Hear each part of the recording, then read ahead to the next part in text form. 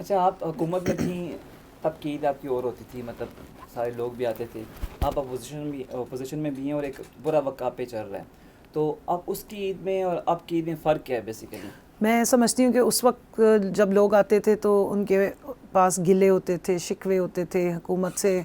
कभी कोई महंगाई का रोना रो रहा होता था, कभी किसी की डिमांड्स होती थी, और हम ज़रा आगे थोड़े वो हुए हुए होते थे कि इनको हम राज़ी करके भेजें और कोशिश करें कि इनका रीड्रेसल करें, या जो ये कंप्लेंट्स करें उसको हम कोशिश करेंगे सॉर्ट आउट करें। अब जितने भी लोग आते हैं वो बड़ी मोहब्बत के साथ आते हैं, हमदर्दी करने आते हैं, सपोर्ट करने आते हैं, और मेरे ख्याल में जितने पहले आते थे उससे 6 गुना ज़्यादा आ रहे हैं। और उसका जलवा आपने इलेक्शंस में भी देखा है, क्योंकि इस बात का बड़ा वो है, क्रेडिट है कि पीटीआई के साथ जुड़े रहने वालों को और खान साहब के साथ जुड़े रहने वाले को लोगों ने जिस तरह सर पे उठाया है और जितनी उन्हें मोहब्बत दी है। मैं समझती हूँ कि इस दफ़ा की ईदें जो हैं, अब कहने को बैड पैच है, लेकिन ऐसे वक्त में जब साया भी इंसान से जुदा हो जाता है, हमारी आवाम ने, हमारे लोगों ने, हमारे वोटर्स ने और ख़ास तौर पे हमारी कॉन्स्टिट्यूंसी के लोगों ने हमें बहुत मोहब्बत दी है और खान साहब की वजह से दी है। अच्छा, ईद कैसे सेलिब्रेट करती हैं नॉर्मली? आपके मतलब क्या तरीक़ाकार होता है, कैसे सेलिब्रेट करते हैं देखिए, आप? ईद एक टाइम वाहिद होता है जब मैं अपनी फैमिली को या बच्चों को टाइम देती हूँ, या कोशिश करती हूँ कि घर वाले जो रिलेटिव्स हैं जो सारे नाराज़ होते हैं कि पूरा साल आप लोग पता नहीं कहाँ होते हैं।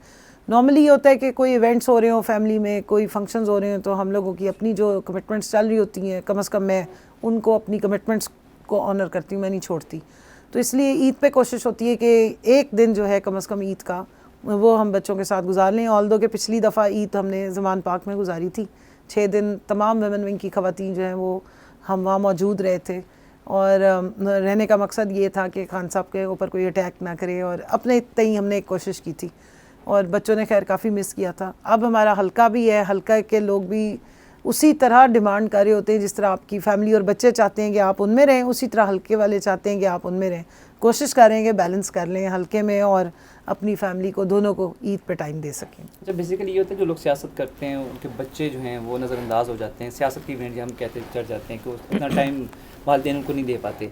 तो ये इसमें कुछ सच्चाई है कि वालिदैन उनको टाइम नहीं दे पाते और वो जिस तरह वो डिमांड कर रहे होते हैं कि हमें तवज्जो चाहिए होती है, उस तरह उनकी तवज्जो नहीं होती? तो आपने इसको कैसे कैसे मैनेज किया? देखिए, ये वाकई बात दुरुस्त है, और जो ज़ाहिर मेल हजरात सियासत कर रहे होते हैं तो घर में ख़वातीन होती हैं, माएँ होती हैं, वो अपने बच्चों को संभाल लेती हैं। हमारे यहाँ उल्टा चल रहा है।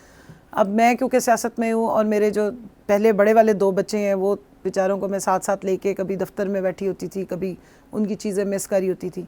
लेकिन जो मेरा सबसे छोटा बेटा है वो अब 9 ईयर्स का हुआ, उसको तो हमने बहुत ज़्यादा ही, जिसको कहते हैं ना, उसने बहुत सफ़र किया है।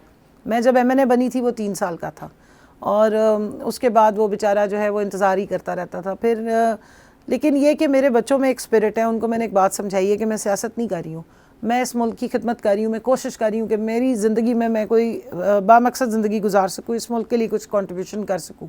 तो आपके ये सेक्रीफाइसेस, अगर आप सेक्रीफाइस करेंगे और मेरी वजह से कुछ बच्चों की या बड़ों की या किसी भी पाकिस्तान के लोगों की ज़िंदगियों में कोई फ़र्क आएगा, तो मैं समझती हूँ कि उसमें मेरे बच्चों की भी बीच में कंट्रीब्यूशन या उनके सेक्रीफाइस शामिल हो जाएंगे।